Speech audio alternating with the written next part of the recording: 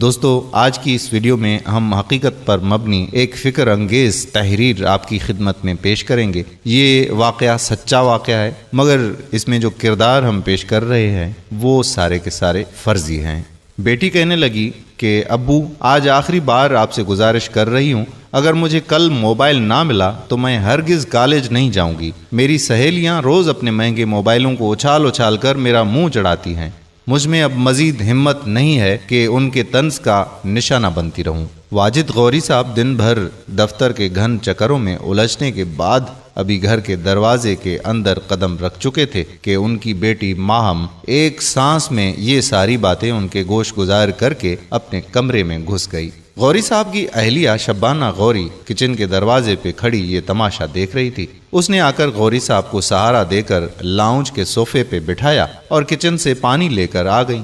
پانی تھما کر وہ ان کے ساتھ صوفے پہ بیٹھ گئی اور میاں بیوی آپس میں اپنی بیٹی کے رویے اور اس کے مطالبے پر غور کرنے لگے۔ غوری صاحب کا ایک ہی موقف تھا کہ اس وقت ماہم کو موبائل فون رکھنے کی قطعی ضرورت نہیں ہے، اسے اپنی پڑھائی پر بھرپور توجہ دینی چاہیے۔ موبائل اور دیگر فضولیات کے ساتھ کھیلنے کے لیے ابھی ایک لمبی زندگی پڑی ہوئی ہے۔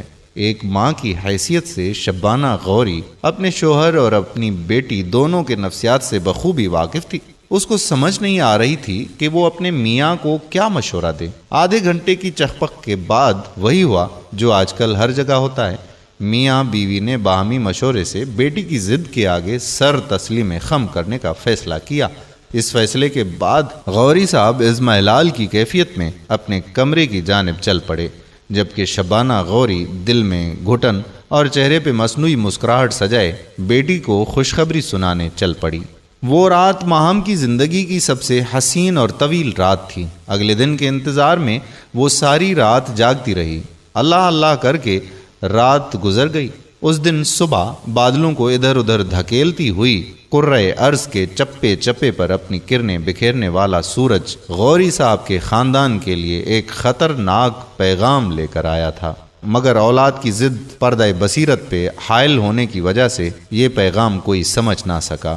کالج سے واپسی پر ماہم کو اپنا موبائل فون مل چکا تھا۔ وہ موبائل ہاتھ میں لیے خوشی کے عالم میں قلا بازیاں کھاتے ہوئے اپنے کمرے میں گھس گئی۔ اسے یقین نہیں آ رہا تھا کہ حقیقت میں اس کے پاس موبائل ہے۔ ساری رات وہ موبائل کے ساتھ کھیلتی رہی۔ صبح آدھا گھنٹہ پہلے ہی وہ کالج جانے کی تیاری مکمل کر کے انتظار میں بیٹھی ہوئی تھی۔ پھر وہ کالج گئی اور پورا دن اپنا مہنگا موبائل دکھا دکھا کر سہیلیوں کا منہ چڑھاتی رہی۔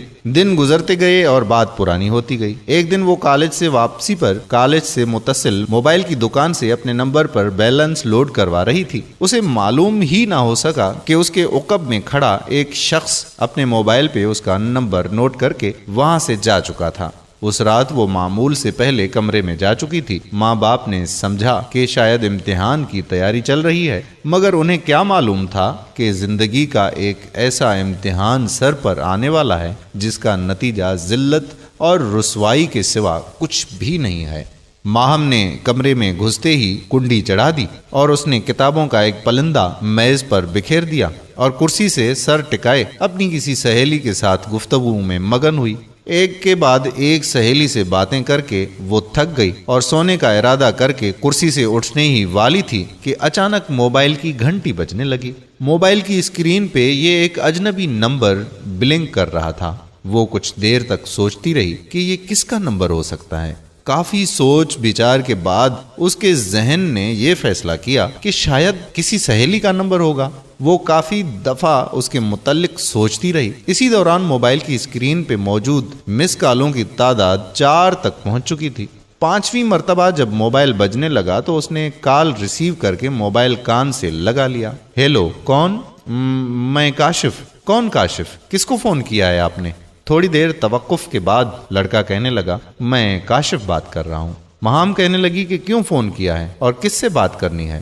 لڑکے نے کہا کہ وہ دراصل آپ سے بات کرنی تھی۔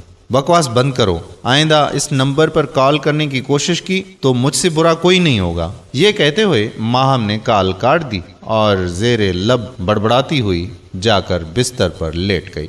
ابھی وہ اس کال کے بارے میں پریشانی میں مبتلا تھی کہ اچانک موبائل پھر بجنے لگا۔ پھر وہی نمبر اس نے موبائل کان سے لگایا اور گالیوں کی ایک گردان سنانے کے بعد موبائل آف کر کے سو گئیں۔ کئی دن تک یہ سلسلہ جاری رہا۔ کاشف فون کرتا رہا اور ماہم اسے سنے بغیر گالیاں دیتی رہی۔ جب کاشف اپنی شرارت سے باز نہ آیا تو ماہم نے اپنی ماں کے واسطے سے والد کے سامنے اپنی پریشانی بیان کرنے کا فیصلہ کیا۔ اس نے اپنی ماں کو شروع سے لے کر آخر تک پوری کہانی سنا ڈالی۔ ماں نے اس کو سختی سے منع کیا کہ وہ اس کا ذکر اپنے ابو سے ہرگز نہ کرے ورنہ ادھم مچ جائے گا، اور ساتھ یہ بھی نصیحت کی کہ نامعلوم نمبروں سے وہ بالکل کال ریسیو ہی نہ کرے۔ ماں کی نصیحت نے کسی قدر اس کا بوجھ ہلکا تو کر دیا تھا، مگر ایک کاشف نامی اجنبی شخص اس کے اعصاب پر سوار ہو چکا تھا۔ کچھ دنوں تک وہ اس کی کال نظر انداز کرتی رہی، مگر کاشف کی استقامت میں کوئی کمی نہیں آئی۔ اس نے ایک دن کاشف سے فیصلہ کن بات کرنے کا فیصلہ کر لیا۔ آج وہ اپنا تمام تر غصہ کاشف پر انڈیلنے کا فیصلہ کر چکی تھی۔ اسے پورا یقین تھا کہ رات 11 بجے کاشف کا فون آئے گا۔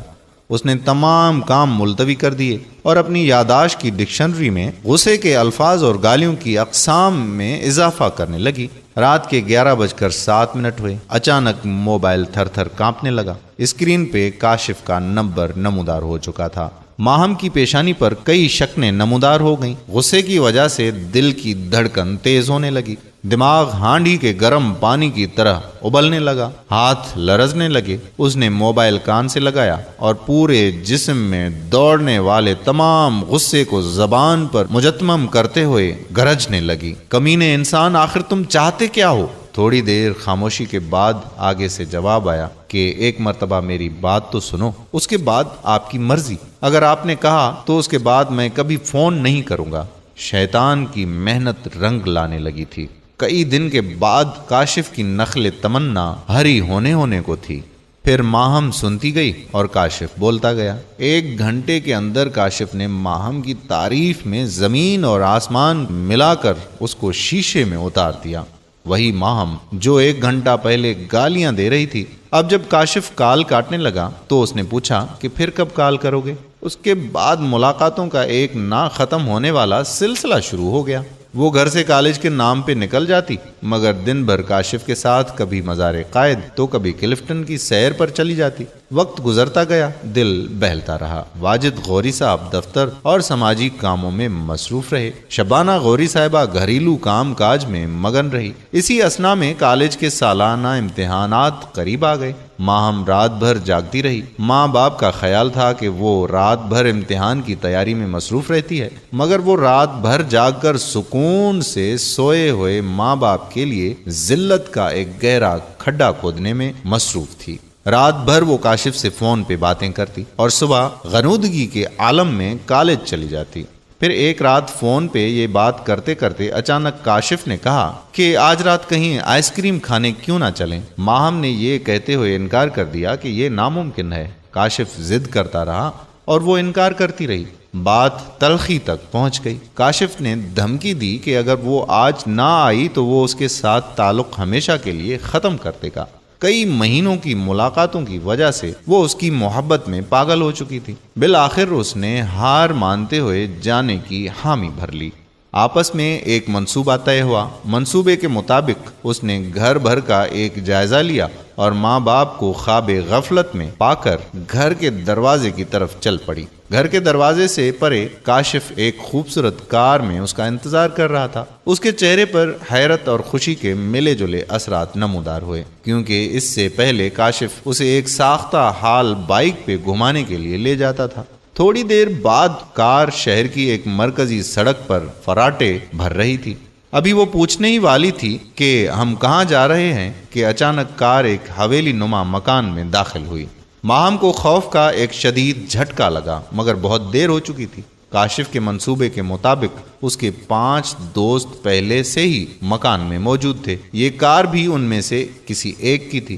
2 دن بعد شہر کے مختلف اخباروں میں یہ خبر غوری صاحب کی عزت سرے بازار نیلام کرنے کے لیے کافی تھی۔ معروف سماجی کارکن واجد غوری کی اکلوتی بیٹی گزشتہ رات اجتماعی زیادتی کے بعد قتل، مسخ شدہ لاش سپر ہائی وے کے قریب جھاڑیوں سے برآمد۔ خدا را اپنی حفاظت کریں۔ اپنے ماں باپ کی عزت کا خیال کریں۔ آج کے اس دور میں کوئی کسی سے محبت نہیں کرتا، بس ہوس کے سارے پجاری ہوتے ہیں۔ خدا را اپنی بیٹیوں کا، اپنے بچوں کا خیال رکھیں، ایسے کھلونوں سے انہیں نہ الجھائیں، ان کا خیال رکھنا ہم سب کی ذمہ داری ہے۔ امید کرتا ہوں کہ ہماری آج کی یہ ویڈیو آپ کو ضرور پسند آئی ہوگی اور اس کو صدقہ جاریہ کے طور پر اپنے دوستوں احباب کے ساتھ ضرور شیئر کریں گے۔ اگر آپ نے ابھی تک ہمارا پیج پیارا اسلام لائک نہیں کیا تو ابھی سے لائک کر کے فالو کر دیجئے، اور ساتھ ساتھ ہمارے یوٹیوب چینل پیارا اسلام کو بھی سبسکرائب کر دیجئے، تاکہ ہم ایسی مزید معلوماتی اور دلچسپ ویڈیوز آپ تک پہنچاتے رہیں۔ جزاک اللہ خیرہ۔ السلام علیکم ورحمۃ اللہ وبرکاتہ۔